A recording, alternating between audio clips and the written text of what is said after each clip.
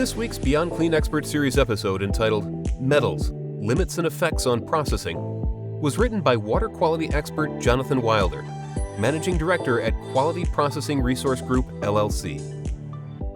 Most surgical instruments are primarily made of metal, so if you have some metal dissolved in the water, that shouldn't be a problem, right? No. The metals in the instruments are generally carefully chosen for their application and finished and passivated for long life, generally. Adding metals to the surface of these materials can cause corrosion. What's passivation?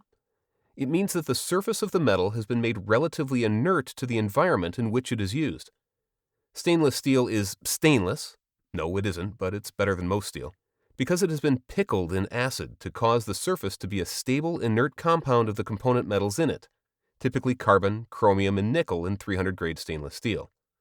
Aluminum is self-passivating since aluminum oxide makes a hard, inert surface layer. Where does the oxygen come from? You're breathing it. Copper is similar to aluminum as concerns self-passivation. So what happens if you get some metal ions on a passive surface?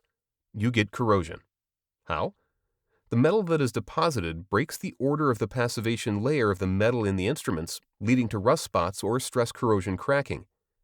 Which metals do this? Well, steel is mostly iron, so iron can be a problem.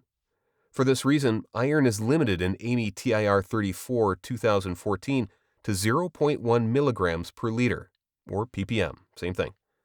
Iron ions that deposit on a steel surface will rust, and the rust will spread. Copper can also interact with the surfaces of instruments, and it has the same allowed limit as iron. Manganese is also a potential bad actor against stainless steel. Same limit, 0.1 ppm. If these elements are found in water that surgical instruments are processed in, they can and will find imperfections in the passivation layer and deposit there, acting as nuclei for corrosion. Once started, it will spread. Scary, no? Well, I am writing this just before Halloween. Your water should be tested for these elements, which is easily done using test strips. If the levels are above the stated 0.1 ppm, you need to get a water specialist to assist you. See you next month. Thanks for listening to this episode of the Beyond Clean Expert Series. For more water quality questions and answers, you can contact Jonathan at jwilder@qprgllc.com.